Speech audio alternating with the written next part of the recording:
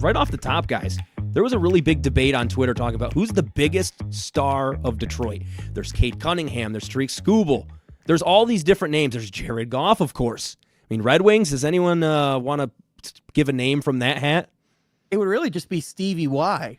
You know, like I think he's the biggest name still. I mean, you have some other guys in there. Dylan Larkin probably would be the most prominent of the Red Wings players, but I think not to give away my answer, but I think it's kind of along those lines of, in my opinion, I think Dan Campbell's the biggest star of the city right now. I think Cade Cunningham, of all the players, is probably the face of the athletes of Detroit. But if you're the national audience and you're like, all right, Detroit sports, who's the first person you think of?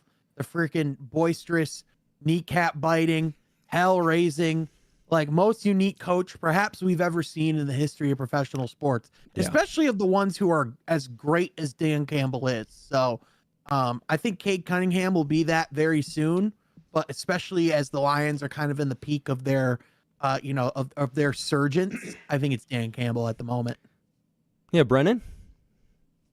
I agree wholeheartedly with all of that. I kind of wanted to touch on Jerry Goff. Yeah. I'm not really that big. I'm not that big into hockey, so I can't really speak for the Red Wings. I do like Scuba a lot.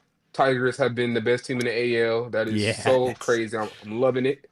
Yeah, they've added. Sorry to interrupt real quick, but they've added the bats to what was already great pitching, and it seems like the past 20 years. My dad's a huge Tigers fan, been to 30 plus opening days in a row. Anyways, it seems like they've only had one at a time. When they had really good bats, the relief pitching was awful. When they had good relief pitching last year, they had a good starter, but then they had no bats. So it seems like it's all starting to come together, and that's how you develop into a World Series contender, is you just start building like this slowly, and young guys getting better. But sorry to interrupt you there, Brennan. I love it. I love the lore. I'm loving what I'm seeing from the Tigers. I've been to one game so far this year. I want to see Scooble pitch, so I'm excited to do that before the year is over. But just speaking on Jared Goff, man, because my timeline on Facebook and Twitter had Jared Goff as the overwhelming favorite, as the face. And I get it, they have the Jared Goff chance and all of that stuff, and I get that football is more popular of a sport than basketball or baseball or anything. I just don't think Jared Goff is an elite enough player to hold that title. I also think this city would turn on Jared Goff in an instant if they gave him the reason to. Like, it is not a coincidence to me. Yeah, they did. They kind of already did. Like after the Commanders loss, like a lot of people's insecurities with Goff and all those different things kind of boiled over. And I mean, part of it was the Pistons were playing a lot better as the season went on. But like once the Lions were eliminated, Jared Goff chants were over. Well, I think a lot of that was due to Ben Johnson, though, because everyone was kind of putting it on the play calling from him, then going to the Bears and being 1 foot out the door, people were saying. And I hate to say it, but I'm kind of a pseudo Caleb Williams fan from playing Dynasty football, so I'm happy to see that. But when Ben Johnson left, that is really what kind of took the heat away from Jared Goff. But you're right, Brennan, with that Jared Goff take, because he's the one that everyone's chanting in every arena all the time, no matter the situation. Once they lost to the Commanders, though, that went away. But once Cade Cunningham, I feel like is a playoff mainstay and is an all-star year after year, it's going to be an obvious answer. The obvious answer is Cade. Yeah, and I just feel like with Goff, I get like quarterback is the position they get all the credit and all the blame. But Jared Goff is probably the 5th best player on the team. Yeah, that's tough. Can you be the face when you're not even the best player on the offense? I mean, you could make the argument he's not even the face of the offense. I mean, Amon-Ra St. Brown is someone that's really popular and prominent. Gibbs. I think Gibbs.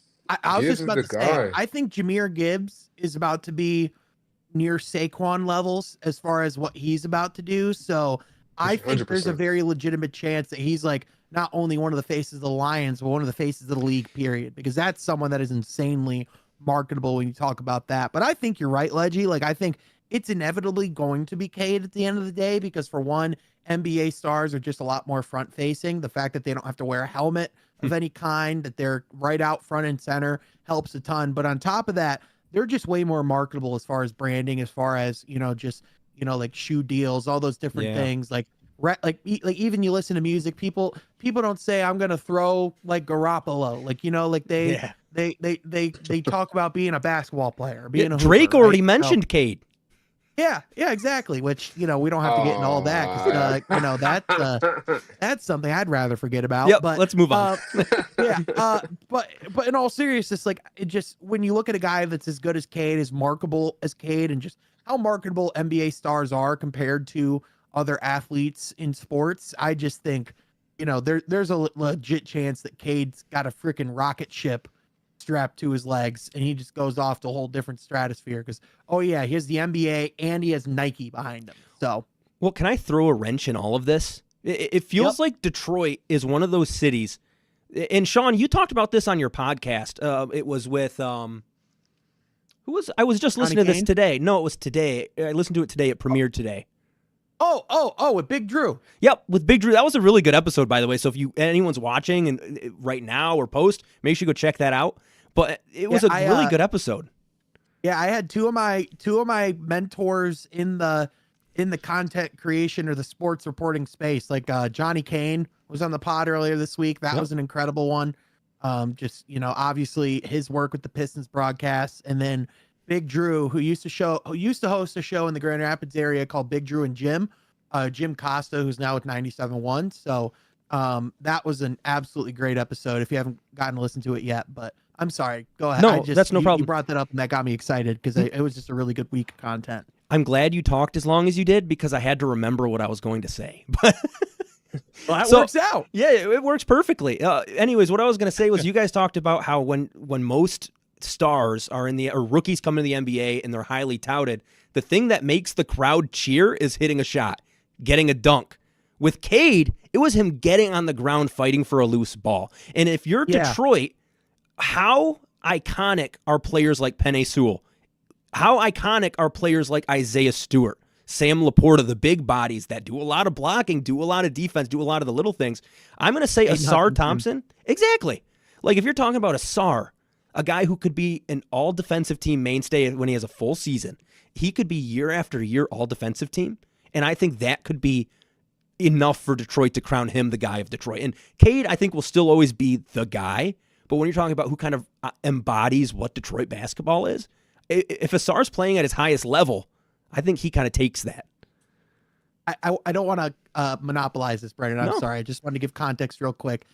So part of that point was we were talking about the first time Cade had LCA get on their feet in his first game. Like in most cities, when a first round pick gets or a number one overall pick gets like the crowd hype, it's over like a step back three or a dunk or this like exciting offensive highlight. But the first time LCA stood on their feet because of a Cade Cunningham play, it was because of loose ball. It was because of a loose ball that he dove for in the first quarter. Like that was the moment that Detroit embraced Cade for the first time. So to your point, Leggy, I think it's a really like gritty city.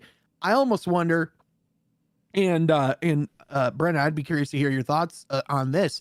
And I'm not saying this is someone who ended up being a better player, but I almost wonder with his moxie and with his energy and the way that he just embodies a lot of the Detroit teams of old. I almost wonder if Ron Holland is someone who could be a sneaky candidate to be a face of this team and one of the faces of Detroit sports if he lives up to his potential, because we've already seen he's an absolute freaking dog, and he was already beloved by the entire fan base before the preseason was even over. Yeah. Yeah, the offense there. For sure. Yeah, Ron definitely got a chance, like you said, if he lives up to his potential, because scoring wise, I feel like that is gonna determine how good and how much hype he's really gonna get. Like I don't think you can be a scrappy role player being the fifth pick and be the face, even though he does embody what Detroit lives for with the blue collar mentality. But if he can become like a 20-point scorer off a slash and then making the occasional jump shot, I do think that he has a shot to be a fan favorite, because that motor, the way he just guards people full court and he fouls you and he's mad at himself because he's just so aggressive. That type of mentality is what Detroit is all about. So Ron Holland has a chance to be a super beloved player. And I do think too, like whenever the Pistons are at their best, at least there's always more than one face. There's always more than one person that embodies it. Like the going to work team, I think Ben and Chauncey were probably the two big faces of it, but Like, Yeah. how iconic is Rip Hamilton? How iconic is Rasheed Wallace? You know what I mean? Yeah. Tayshaun Prince doesn't get Tayshaun doesn't get his love, but he has one of the best NBA playoff blocks ever. Yeah. Right. Ever, So yeah. even the bad boys, that was Bill Laimbeer and Isaiah Thomas. And, you know, you could throw in other players like Joe Dumars. You could throw in guys like, you know, like Dennis Rodman in there too. But like, I think if this group is at its best, I think there's going to be more than one face, but it is always going to, like, inherently, when you talk about, like, when push comes to shove, it is all going to come back to Cade, in my opinion. Cause it's like, that's the superstar. That's the guy that's going to sell jerseys. That's like Detroit's next Grant Hill when you talk about, like, what that means for the Pistons. Yeah, we're kind of big braining it here, going with some of the alternates. But I mean, that's the point of this.